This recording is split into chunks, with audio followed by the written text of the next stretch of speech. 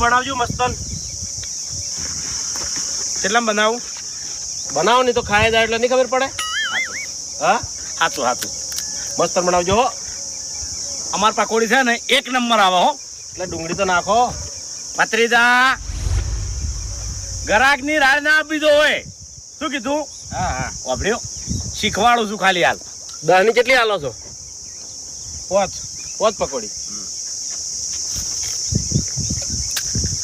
ફટાફટ ભરો, સ્પીડ રાખવાની.